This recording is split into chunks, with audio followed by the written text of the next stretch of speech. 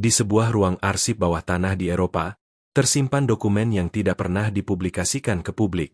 Dokumen itu berasal dari tahun 1972, berisi catatan-catatan aneh dari sekelompok ilmuwan independen yang melakukan penelitian di wilayah Asia Tenggara. Yang mengejutkan, hampir sepertiga isi dokumen tersebut membahas satu negara, Indonesia. Bukan karena populasinya, bukan karena politiknya, tapi karena frekuensi alamnya.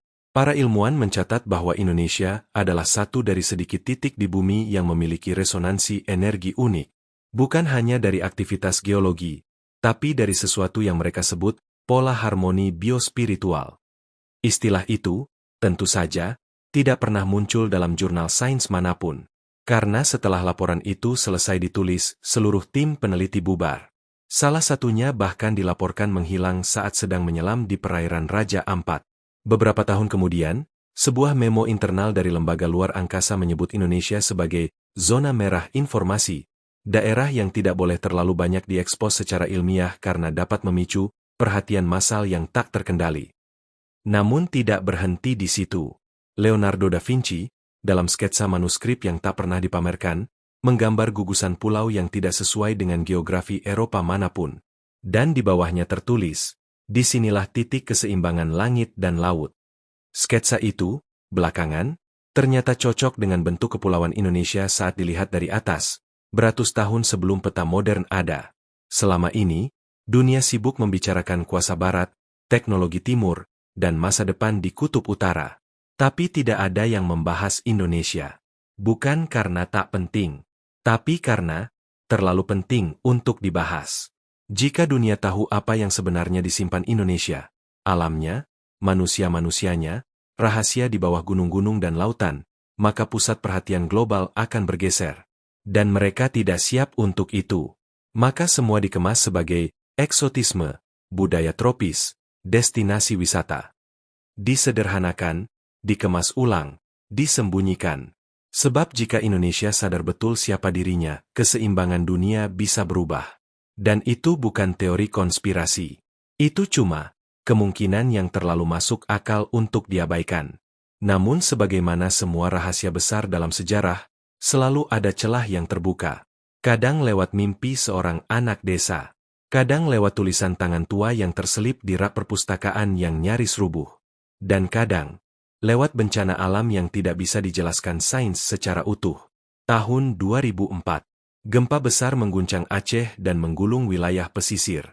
Dunia menyebutnya bencana. Tapi ada sekelompok peneliti geologi dari Eropa Timur yang melihatnya sebagai aktivasi lapisan dalam bumi. Mereka menyebut, tanah di barat Sumatera menyimpan lapisan magnetik yang tidak ditemukan di tempat lain di planet ini. Anehnya, setelah peristiwa itu, sebagian flora yang sebelumnya punah secara lokal, mulai muncul kembali.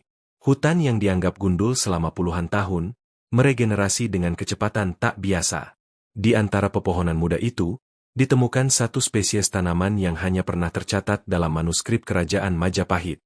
Tanaman itu tak berbunga, tak berbuah, namun bila disentuh, kulit manusia terasa hangat seketika.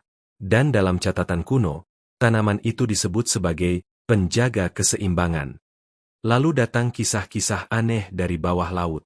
Penyelam lokal di Maluku menyebut adanya cahaya di dalam gua laut yang tak bisa disentuh manusia. Setiap kali diselami, cahaya itu bergerak menjauh, namun selalu kembali ke titik yang sama keesokan harinya. Dalam kepercayaan lama, itu disebut napas bumi. Tapi dalam laporan rahasia milik lembaga riset asing yang bocor di forum-forum gelap internet, cahaya itu diklasifikasikan sebagai anomali kuantum lokal. Sebuah istilah ilmiah yang seolah dibuat untuk menutupi ketidaktahuan. Mereka tidak bisa menjelaskan apa itu.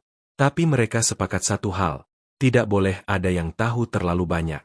Dan disinilah kejanggalan paling nyata mulai terasa. Setiap riset ilmiah yang terlalu mendalam tentang Indonesia, tentang hutan tropisnya, tentang kesenian tradisionalnya, bahkan tentang sistem pertanian tua seperti Subak di Bali, selalu terhenti di tengah jalan. Pendanaannya hilang. Timnya dibubarkan. Hasil risetnya menguap begitu saja. Seakan-akan ada tangan tak kasat mata yang mengatur. Indonesia cukup jadi warna di peta. Tidak lebih.